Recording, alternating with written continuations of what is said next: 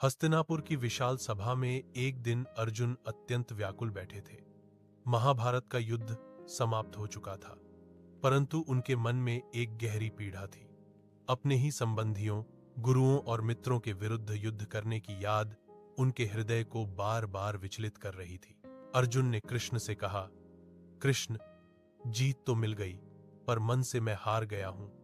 इतना विनाश, इतनी पीड़ा, क्या यह सब आवश्यक था? कृष्ण ने शांत मुस्कान के साथ कहा, अर्जुन, संसार में कर्तव्य सबसे बड़ा धर्म है। कभी कभी मार्ग कठिन होता है, पर यदि उद्देश्य धर्म की रक्षा हो तो कठिन निर्णय भी लेने पड़ते हैं। युद्ध तुम्हारी इच्छा से नहीं, परिस्थितियों से उत्पन्न हुआ था। अर्जुन बोले, परंतु मेरे हाथों अपनों का विनाश। तब कृष्ण ने उनके कंधे पर हाथ रखकर कहा, जो आत्मा इस शरीर में है वह न जन्म लेती है न मरती है।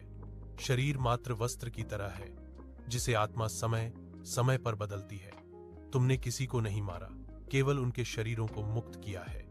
धर्म की रक्षा करना किसी भी योद्धा का सर्वोच्च कर्तव्य है। अर्जुन धीरे धीरे शांत होने लगे। उन्होंने पूछा, यदि कठिन समय फिर आए तो मैं कैसे जानूं कि सही क्या है? कृष्ण बोले, अर्जुन, जब तुम्हारा मन स्वार्थ से मुक्त होगा और तुम्हारा हृदय सत्य के पक्ष में खड़ा होगा, तभी तुम सही निर्णय कर पाओगे। याद रखना, सही निर्णय हमेशा आसान नहीं होता, परंतु वह ही तुम्हें भीतर से मजबूत बनाता है। अर्जुन ने गहरी सांस ली और कहा, अब समझ गया माधव, धर्म का मार्ग कठिन है, पर वही जीवन को सार्थक बनाता है।